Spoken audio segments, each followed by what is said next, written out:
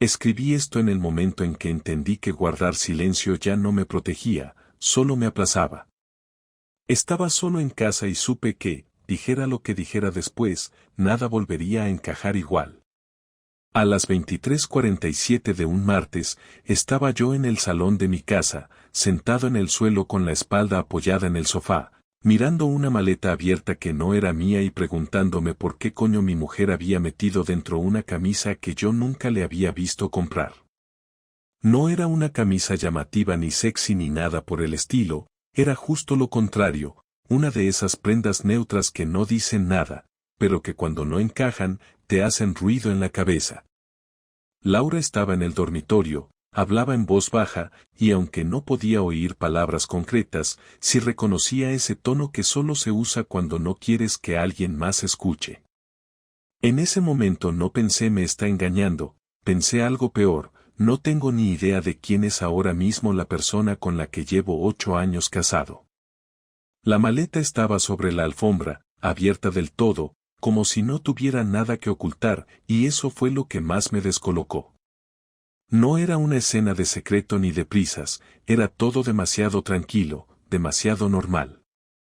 Me había dicho que al día siguiente salía temprano por un curso de 2 días en Madrid, algo de actualización fiscal, nada raro. Pero yo juraría que ese curso era la semana siguiente, o al menos eso creía recordar. Intenté hacer memoria, pero mi cabeza iba lenta, como si se negara a encajar las piezas. Me levanté, cogí la camisa, la miré de cerca, y noté que todavía tenía la etiqueta doblada de una tintorería del centro, una a la que yo nunca había ido con ella. La dejé donde estaba, como si quemara, y me fui a la cocina fingiendo que buscaba un vaso.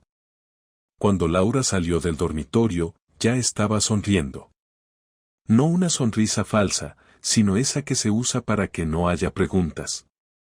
Me preguntó si había visto su cargador del portátil, le dije que no, y durante unos segundos hablamos de cosas absurdas, del tráfico, del calor que hacía para ser abril, de si había que comprar café. Todo completamente normal, salvo por el hecho de que yo tenía el estómago encogido y una presión en el pecho que no sabía de dónde venía. No discutimos, no hubo tensión evidente, pero yo sentía que estaba participando en una conversación que no me incluía del todo, como si ella ya estuviera en otro sitio y yo solo fuera parte del decorado. Esa noche casi no dormí.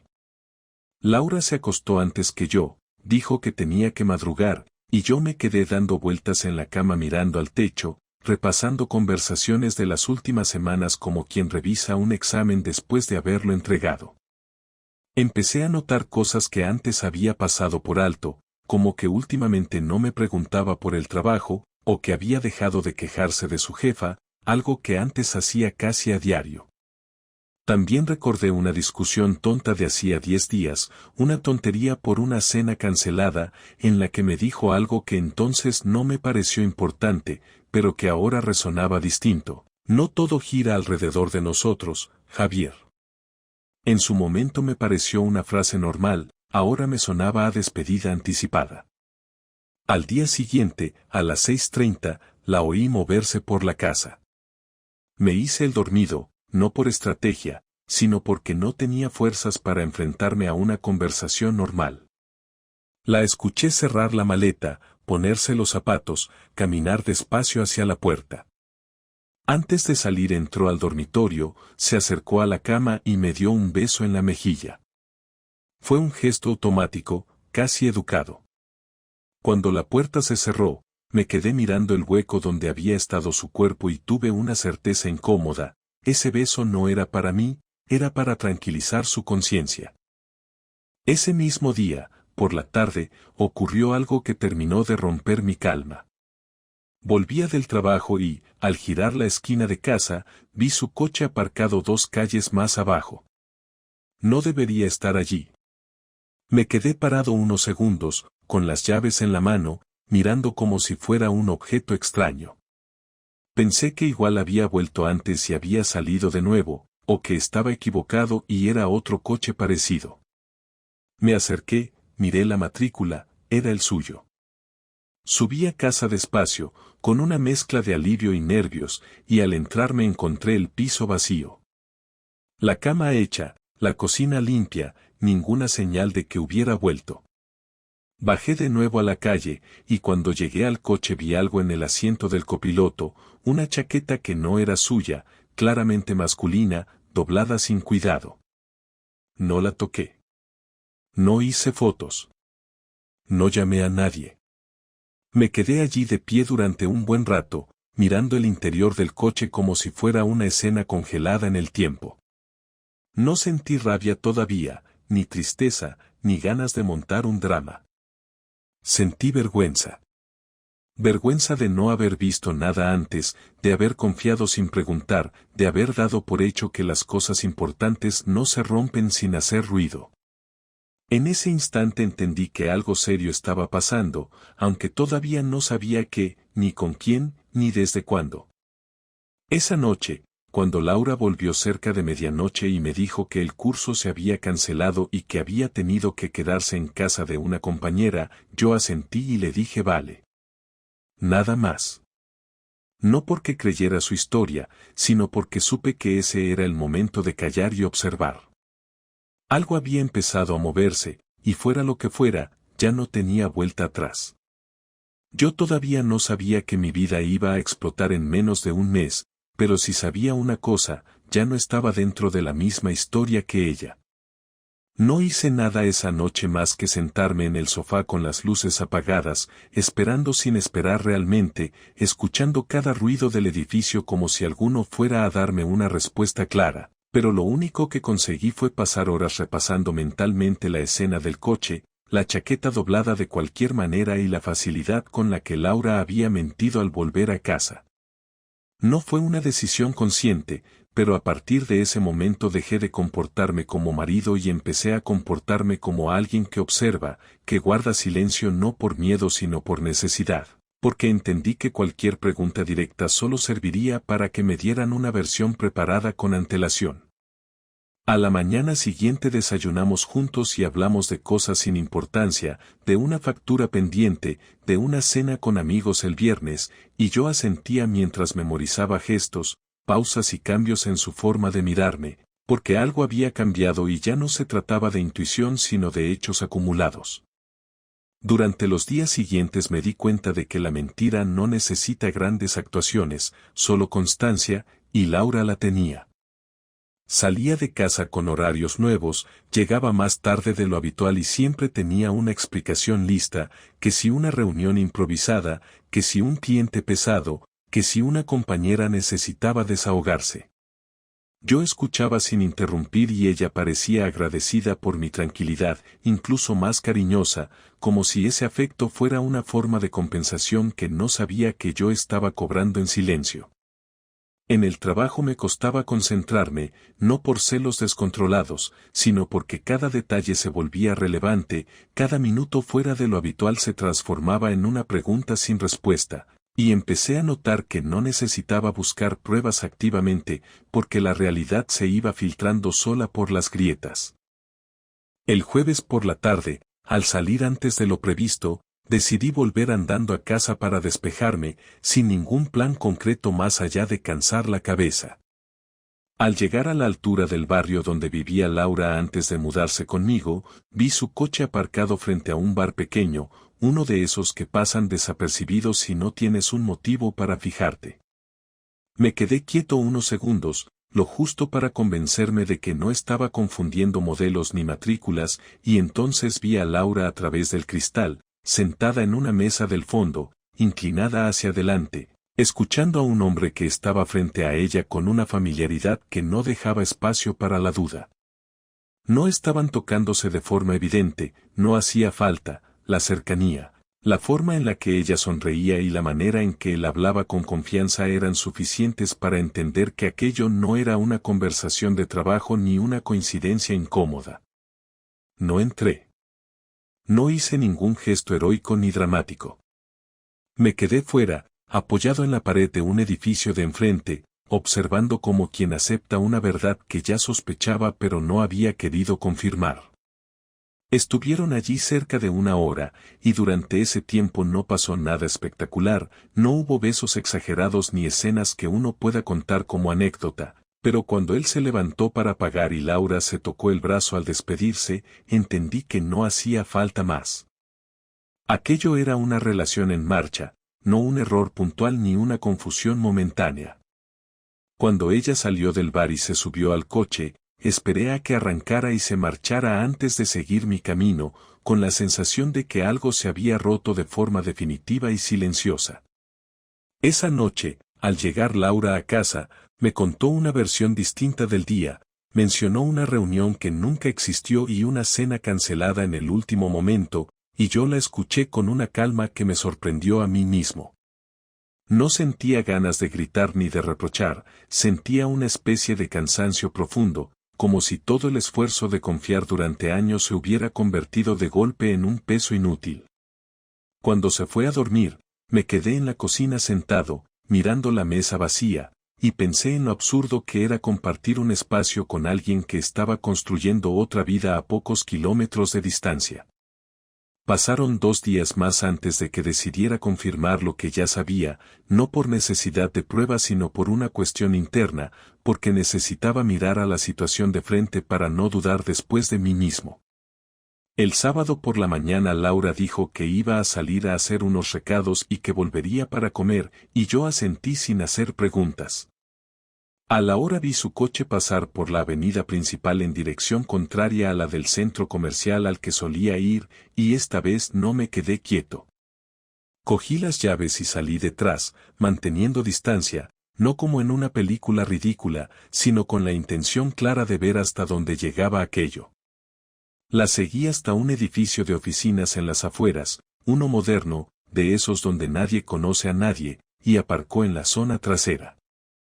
Me quedé al otro lado de la calle, con el coche apagado, viendo cómo entraba sin dudar, como si aquel lugar formara parte de su rutina desde hacía tiempo.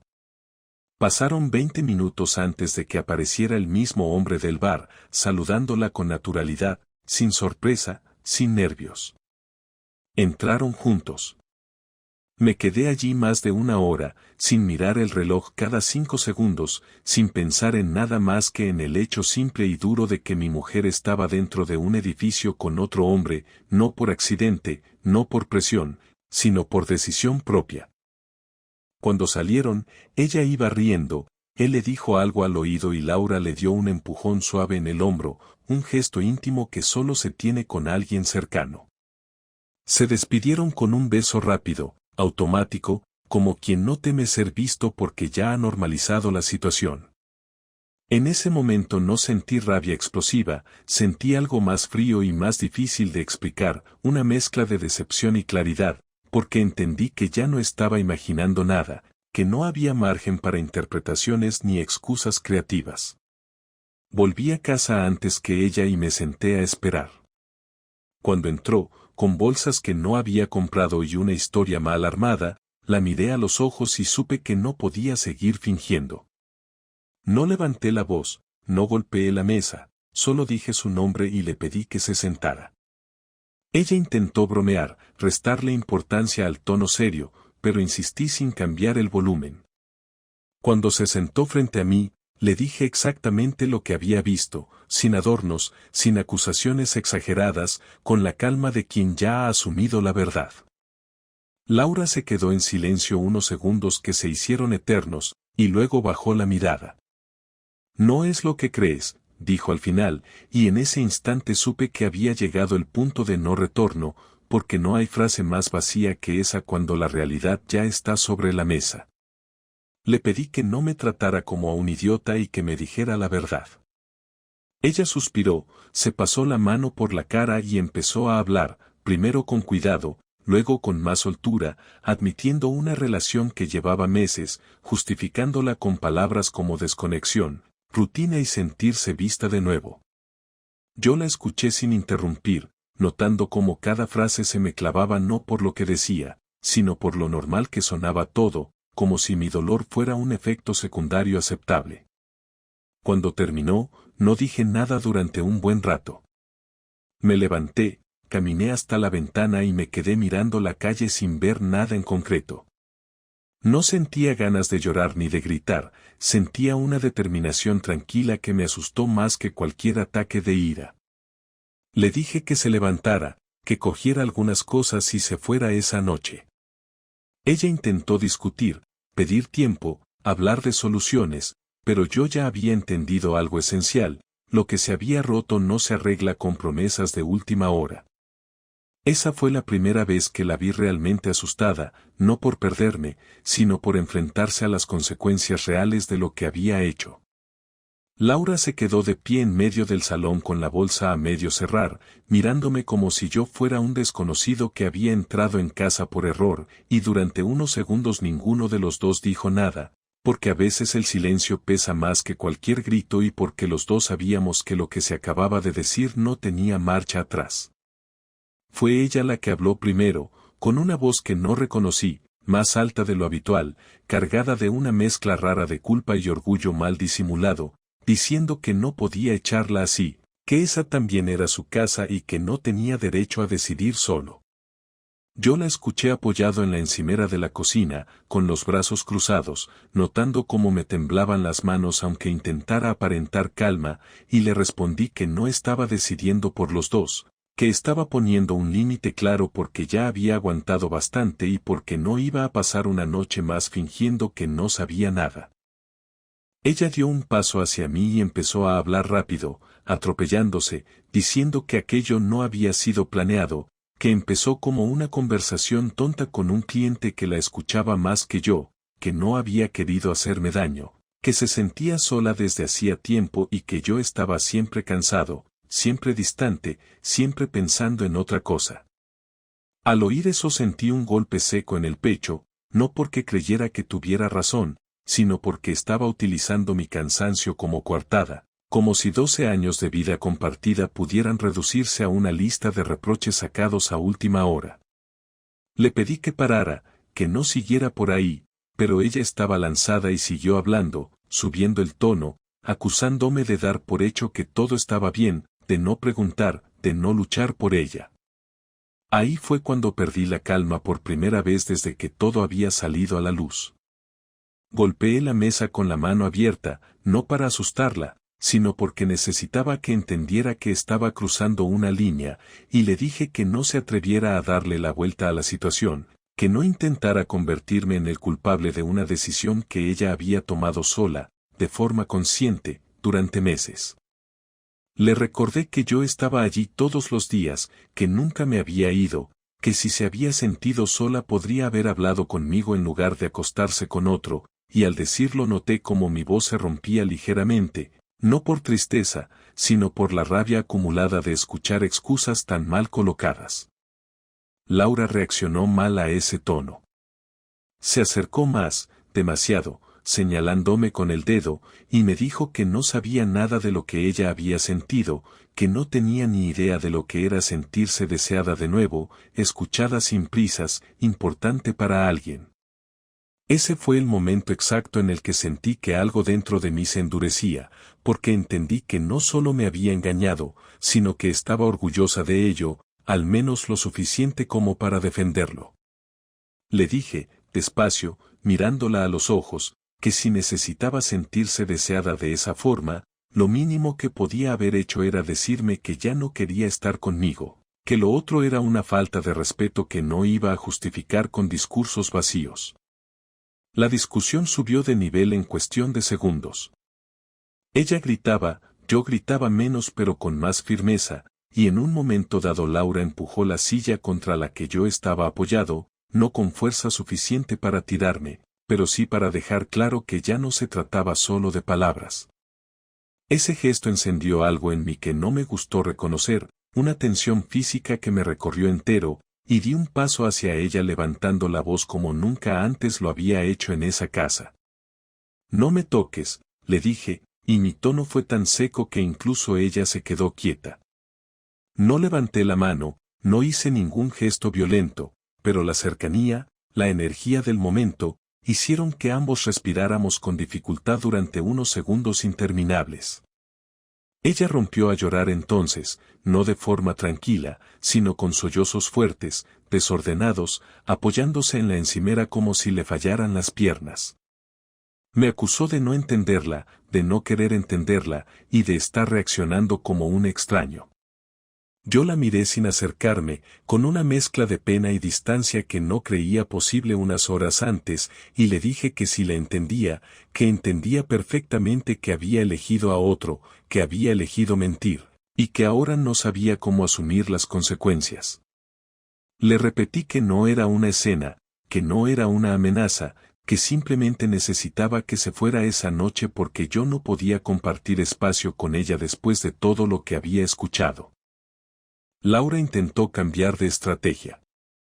Se secó la cara, respiró hondo y bajó el tono, hablando de terapia, de darse un tiempo, de dormir separados, de intentar arreglarlo como adultos. Me dijo que aquello no tenía por qué acabar así, que no todo estaba perdido, que aún me quería. Esa última frase me provocó una risa corta y amarga que ni siquiera intenté contener, porque escuchar un te quiero después de meses de engaño me pareció una falta de tacto difícil de superar. Le contesté que no dudaba de que tuviera sentimientos confusos, pero que el amor no se demostraba de esa manera y que yo no iba a hacer el plan de respaldo mientras ella aclaraba su cabeza. La tensión volvió a subir cuando le pedí las llaves del piso. Laura se negó en redondo, diciendo que no pensaba irse como una delincuente, que no era justo y que no iba a permitir que la echara de su propia casa.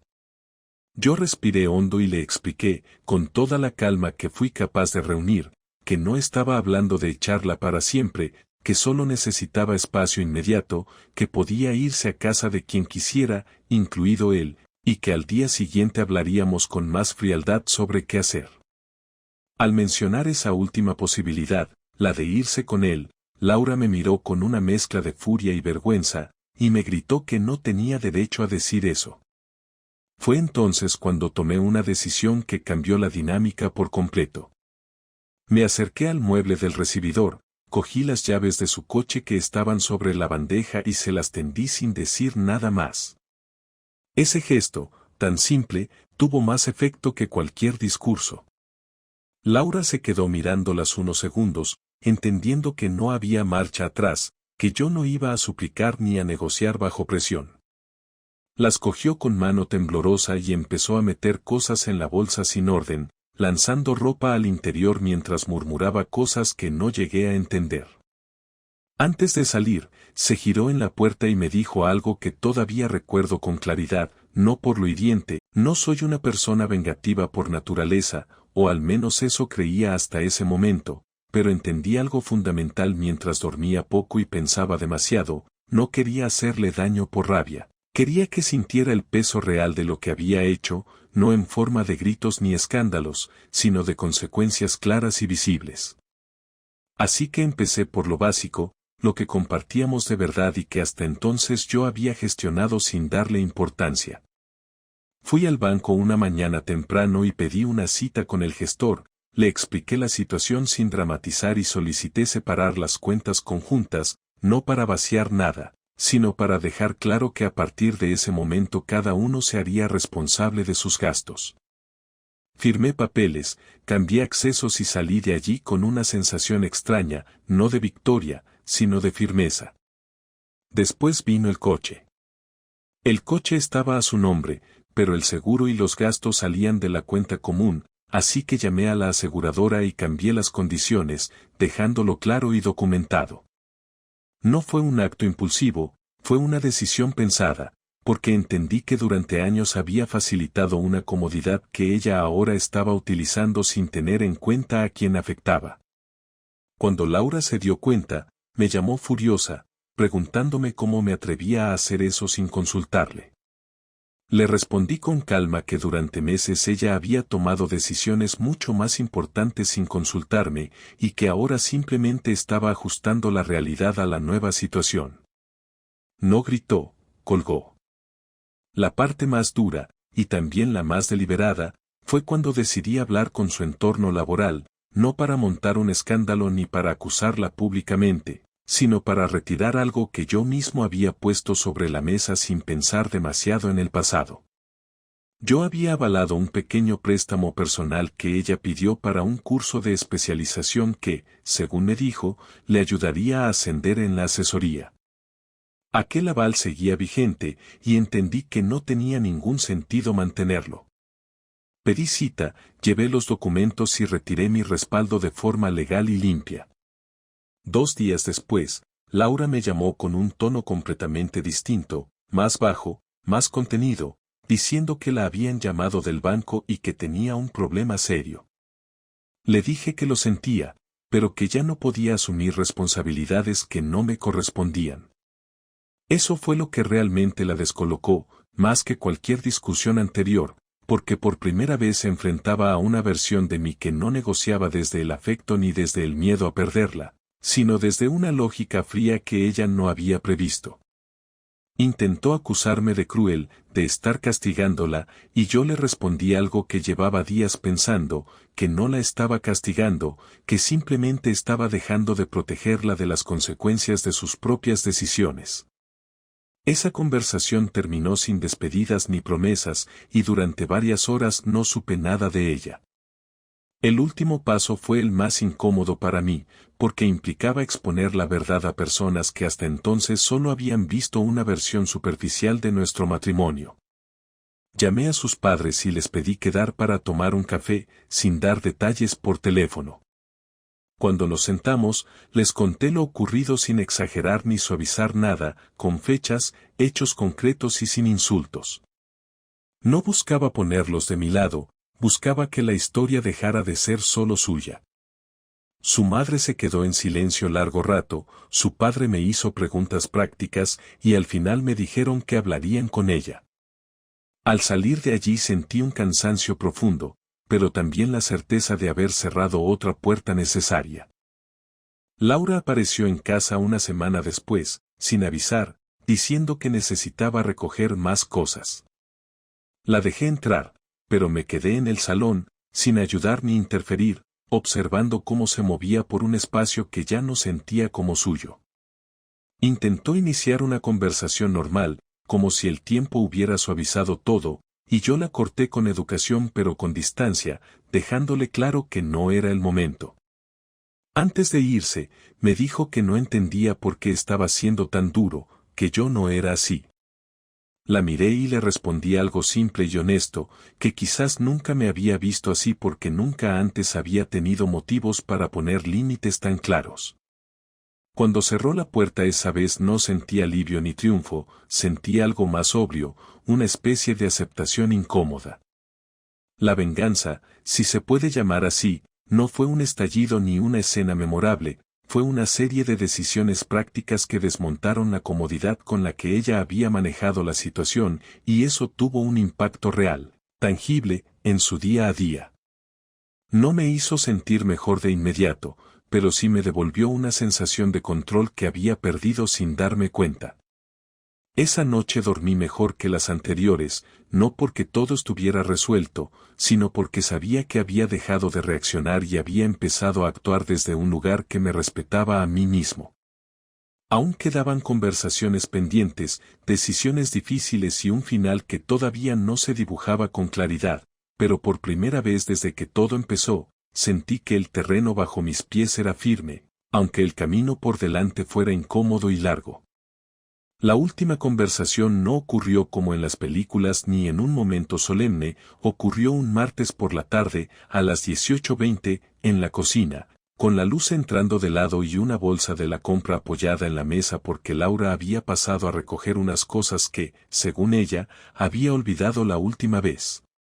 Yo había aceptado hablar porque llevaba días sintiendo que, si no cerrábamos ese capítulo de forma directa, todo lo anterior se quedaría suspendido en el aire, como un problema sin resolver que vuelve cuando menos te conviene.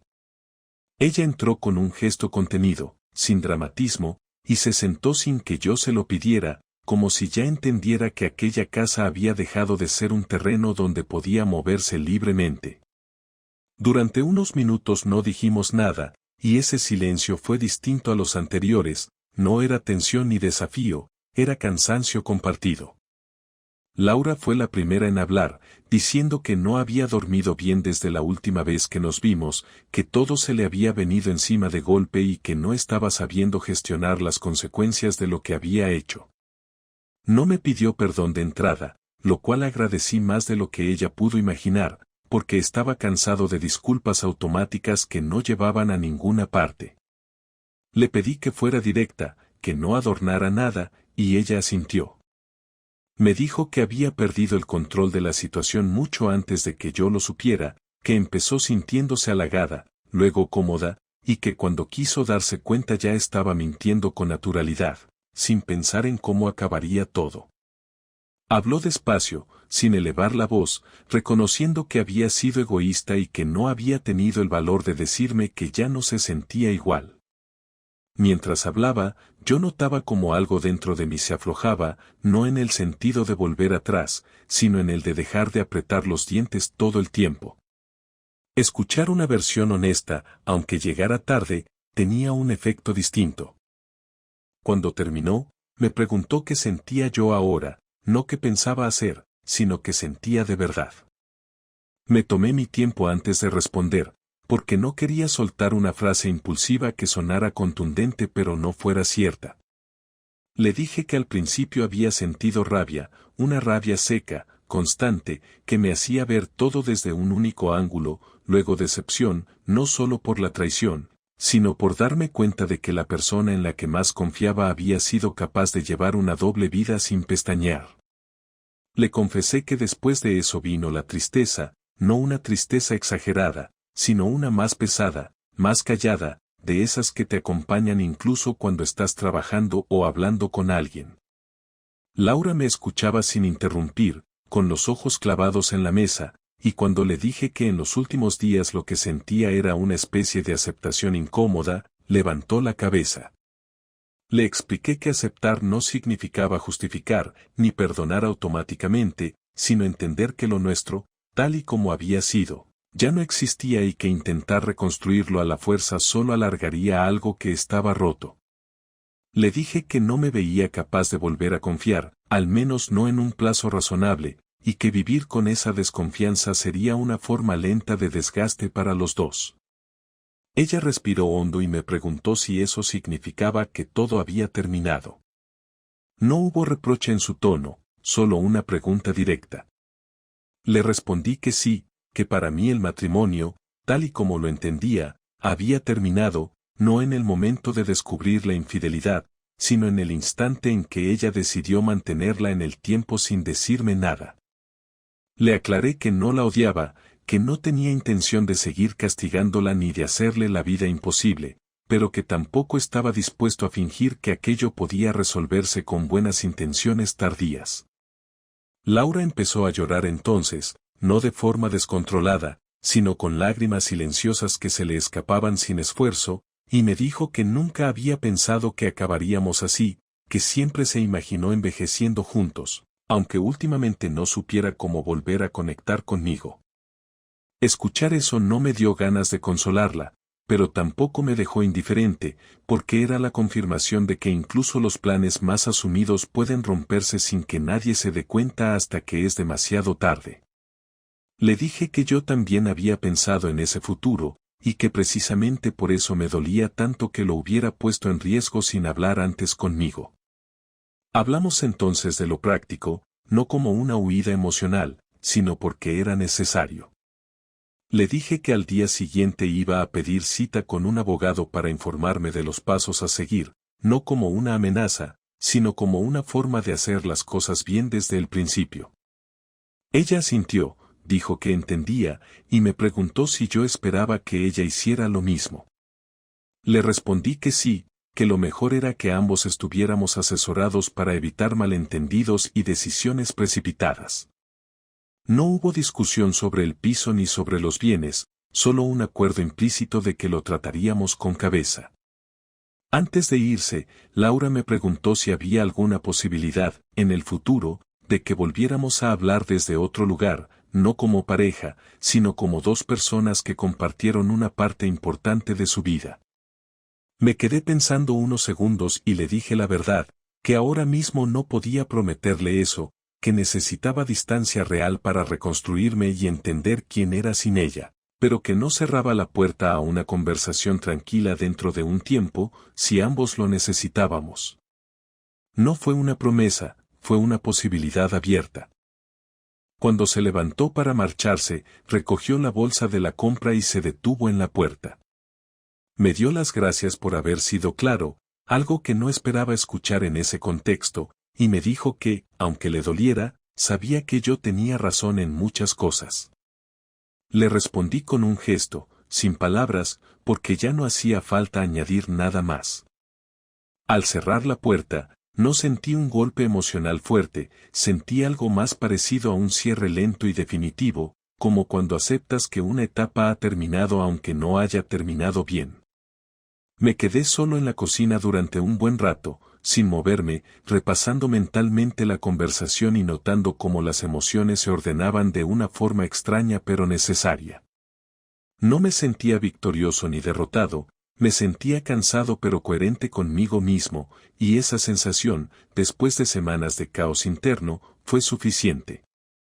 Sabía que el camino a partir de ahí no sería sencillo, que habría momentos de duda y soledad, pero también sabía que no estaba tomando decisiones desde el miedo ni desde la rabia, sino desde una claridad que me había costado mucho alcanzar. Las semanas siguientes fueron menos intensas por fuera, pero más profundas por dentro, porque cuando el ruido se apaga es cuando empiezan las preguntas incómodas que no se pueden esquivar con acciones prácticas. Volví a una rutina más o menos estable, trabajo, gimnasio, cenas simples en casa, llamadas contadas con amigos que sabían lo justo, y en ese silencio controlado empecé a entender cosas que antes había pasado por alto por comodidad o costumbre. Me di cuenta de hasta qué punto había construido mi identidad alrededor de una relación que creía inamovible, y de cómo eso me había llevado a ignorar mis propias señales de alerta internas con tal de no desordenar una vida que funcionaba en apariencia. No fue un proceso bonito ni rápido, fue una revisión constante de decisiones, de silencios aceptados y de conversaciones que nunca se tuvieron cuando aún había margen para tenerlas sin consecuencias irreversibles. Un día, volviendo del trabajo, pasé por delante del bar donde había visto a Laura con aquel hombre por primera vez y no sentí nada especial, ni rabia ni nostalgia, solo una constatación tranquila de que ese lugar ya no tenía peso en mi historia. Ese detalle, aparentemente insignificante, me hizo entender que el proceso de aceptación no llega de golpe ni con grandes gestos. Llega cuando los recuerdos dejan de activarte reacciones físicas inmediatas y pasan a ocupar un espacio más neutro en la memoria. No olvidé lo ocurrido ni lo relativicé, simplemente dejó de ser el centro de todo. Empecé a dormir mejor, a concentrarme más en el trabajo y a tomar decisiones pequeñas pensando solo en mí, algo que durante años había hecho siempre en plural sin cuestionarlo. Laura y yo seguimos en contacto solo para asuntos concretos relacionados con el proceso legal, siempre con mensajes claros y sin rodeos, y esa distancia funcional confirmó que la decisión tomada había sido la correcta. No hubo intentos de volver atrás ni escenas tardías de arrepentimiento exagerado, solo dos personas ajustándose a una realidad nueva que ninguna de las dos había planeado así. En una de esas conversaciones prácticas, me dijo que estaba intentando reorganizar su vida y que no era tan sencillo como había imaginado. No sentí satisfacción al oírlo, pero tampoco pena, porque entendí que cada uno tiene que gestionar sus propias consecuencias sin esperar rescates externos. Con el tiempo empecé a hablar más abiertamente de lo ocurrido con personas de confianza, no para buscar validación ni lástima, sino para poner palabras a una experiencia que, si se guarda demasiado, acaba deformándose. Escuchar opiniones distintas, algunas incómodas, me ayudó a ver que no todo se reduce a buenos y malos, pero que eso no elimina la responsabilidad individual de las decisiones tomadas. Aprendí que entender los matices no implica renunciar a los límites y que ser empático no significa aceptar situaciones que te dañan por mantener una imagen de equilibrio que solo existe en tu cabeza. También entendí algo que no esperaba aprender de esta forma, y es que la traición no siempre llega acompañada de grandes dramas visibles, a veces se instala poco a poco en los huecos que dejamos cuando damos cosas por sentadas. No me culpé por ello, pero sí asumí mi parte en no haber preguntado más, no haber incomodado cuando algo no encajaba y haber confundido tranquilidad con conexión real. Esa reflexión no me llevó a flagelarme ni a prometerme cambios radicales, me llevó a una atención distinta hacia mí mismo y hacia los demás, una atención menos automática y más consciente. Un viernes por la noche, semanas después de la última conversación con Laura, me senté solo en el salón, con una copa de vino y el teléfono en silencio, y pensé por primera vez en el futuro sin sentir una presión inmediata en el pecho. No tenía un plan detallado ni una idea clara de cómo quería que fuera mi vida a medio plazo, pero tampoco me asustaba esa falta de definición. Me di cuenta de que durante años había vivido proyectando escenarios estables para evitar la incertidumbre y que esa necesidad de control había sido, en parte, una forma de huir de conversaciones difíciles. Ahora, sin ese marco rígido, tenía espacio para decidir con más honestidad, aunque eso implicara asumir riesgos emocionales. No me lancé a buscar una nueva relación ni sentí la necesidad de llenar el tiempo con distracciones constantes, porque entendí que pasar por este proceso sin atajos era una forma de respeto hacia mí mismo. Empecé a disfrutar de planes sencillos, de quedarme en casa leyendo, de salir a caminar sin rumbo concreto y de recuperar amistades que había dejado en segundo plano por inercia. Nada espectacular, nada que merezca ser contado como un giro dramático, pero suficiente para reconstruir una base más sólida desde la que mirar adelante sin resentimiento acumulado. Si tengo que sacar una conclusión clara de todo esto, es que la confianza no es un estado permanente, es algo que se cuida con comunicación incómoda y con presencia real, y que cuando se rompe no se repara con promesas rápidas ni con miedo a quedarse solo.